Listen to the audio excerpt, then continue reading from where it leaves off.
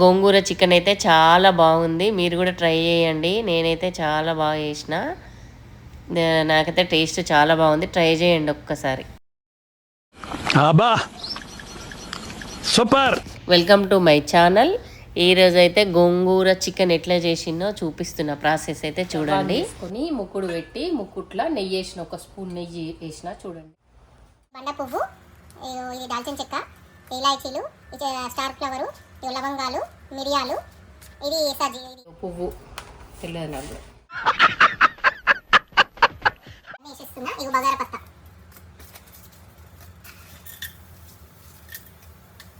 అన్నం తాలింపుకు కొన్ని వేవేద్దాంగా బాగా వస్తుంది. ఒక రెండు ఇది అన్నం తాలింపు. గోంగూర చికెన్తో పాటు బగారా రైస్ కూడా చేసిన. బగారా రైస్కు నేను ఎట్లా చేస్తున్నానో ప్రాసెస్ చూడండి. హాయ్ ఫ్రెండ్స్, అయితే ఫస్ట్ అయితే ముగ్గుడు పెట్టుకొని కొంచెం నెయ్యి వేసిన. నెయ్యి వేసిన తర్వాత అన్ని లవంగాలు, యాలకులు, దాల్చిన చెక్క, స్టార్ ఫ్లవరు, బగారా పత్తా, సాజీరా, పచ్చిమిరపకాయలు పేస్ట్ అయితే, ఈ అల్లం అయితే నేనైతే ఎప్పటికప్పుడు దంచేస్తాను. నేనైతే ఫ్రిడ్జ్లో పెట్టా స్టోర్ చేసి.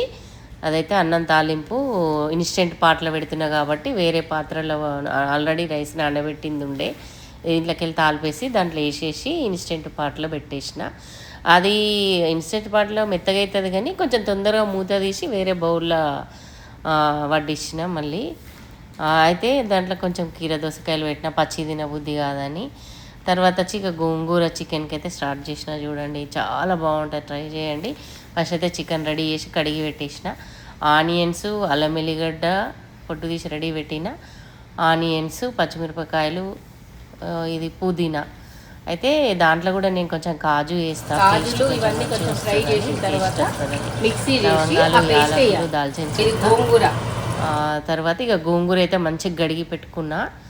ఈ అన్నీ ఫ్రై చేసిన తర్వాత ఆనియన్స్, మసాలాలు ఫ్రై చేసిన తర్వాత ఈ గోంగూర కూడా కడిగి పెట్టింది వేసి కొంచెం మంచిగా ఉడికిన తర్వాత ఆనియన్స్ వేసిన. మళ్ళీ అందులో కొంచెం అల్లం ఎల్లిగడ్డ వేసిన. మళ్ళీ వేరే ఫ్రెష్గా దంచింది కూడా కొంచెం తాలింపులో వేసుకోవాలి, టేస్ట్ బాగుంటుంది. ఏం లేదు, ఇది మంచిగా కొంచెం ఒక 15 నిమిషాలు ఫ్రై చేసి ఇక పక్కకు పెట్టేసిన. ఆ తర్వాత మళ్ళీ వేరే బౌల్ తీసుకొని దాంట్లో కొంచెం ఆయిల్ వేసి కొంచెం ఫ్రెష్ అల్లం వెల్లిగడ్డ పేస్ట్ మంచిగా దంచి దాంట్లో వేసేసి కొంచెం పసుపు, చిటికెడు పసుపు వేసేసి చికెన్ని బాగా ఉడకబెట్టాలి. ఎందుకంటే ఈ గోంగూర చికెన్లో వేసినాం అనుకోండి చికెన్ ఉడకదు. అందుకే ఫస్ట్ దానికి ఉడకబెట్టాలి, చికెన్కి చికెన్ ఉడకబెట్టాలి. మళ్ళీ మిక్సీ వేసిన తర్వాత అప్పుడు చికెన్ ఒక 75% ఉడికిన తర్వాత చూసుకుందాం.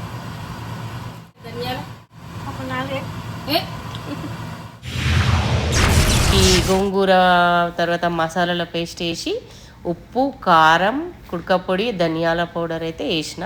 తర్వాత వచ్చేసి అయితే ఇక చికెన్ మంచిగా చిన్న మంట మీద మగ్గబెట్టాలి. ఇప్పుడైతే ఇది పచ్చిమిరపకాయలు, మళ్ళీ కొంచెం కరివేపాకు మాత్రం మిక్సీ వేసినంత ఇట్లా ఎంత బాగుంది చూడండి గ్రీన్గా. అది కూడా మిక్సీ చేసిన పచ్చిమిరపకాయలు, కరివేపాకు.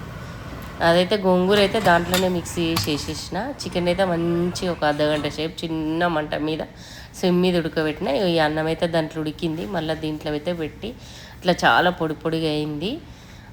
రెడీ అయిపోయింది. కూర కూడా రెడీ అయింది. అన్నం కూడా పుల్లలు అయింది. ఎందుకంటే దాంట్లో మెత్తగా అవుతుందని ముందే తీసేసిన. ఎత్తుకపెక్క ఉడుకుతుంది చికెన్ అయితే. ఇట్లా అసలు టేస్ట్ నవ్వేనైతే ఫస్ట్ టైం కదా, అసలు మంచిగా చేసినావు మమ్మీ, చాలా బాగుంది, ఎప్పుడు తినలే, ఫస్ట్ టైం తిన్నా అన్నది.